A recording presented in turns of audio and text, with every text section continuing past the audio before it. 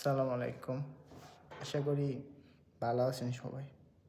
আজকে আপনাদেরকে আমি বলবো আমার মনের দুঃখের একটা কথা। বিশ্বাস করেন ভাই, বিদেশ থেকে অনেক টাকা কামাই, বহুত টাকা কামাই, মাসের পর মাস অনেক, কিন্তু মনের ভিতরে যে কষ্টটা ওইটা কোনো দিন দূর হয় না। কিন্তু একটা জিনিস, দেশে গেলে প্রিয় মানুষ আছে, প্রিয়জন আছে, আর এই দূর প্রবাসে টাকা আছে, প্রিয়জন নাই, প্রিয় মানুষটা নাই। এই হলো লাইফ। দেশের মানুষে চাকরি করে, সরকারি চাকরি করে, বেসরকারি চাকরি করে, ওরা কিন্তু ওরা একটা কাজ। আর আমরা করি ভিন দেশও, বলতে প্রবাসে মানে অন্য অন্য দেশে গিয়ে করি বা প্রবাসে করি।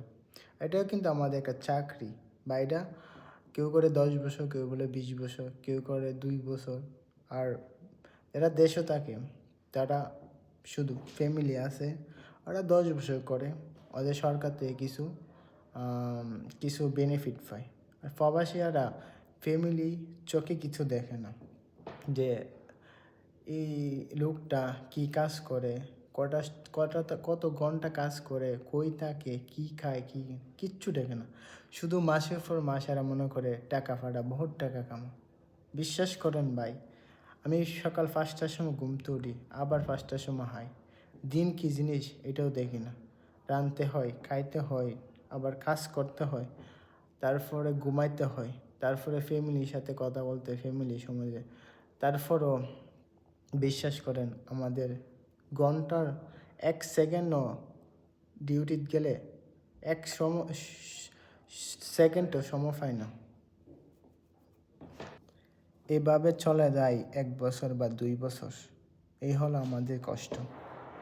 আর ফ্যামিলি মানুষ মনে করে অনেক টাকা কামাই করে, আসলে ভাই তাই না। যে কষ্ট করি তার বুক পরিমাণ কষ্ট, কিন্তু ফ্যামিলি মানুষে তারপরে শান্তি নাই। টাকা পাঠালে বলে কি, টাকা কই, কত টাকা দেশ, টাকা পাই না, হেই না, সেই না, আরও কত কত কিছু। প্রবাসীদের কষ্ট কেউ বোঝে না।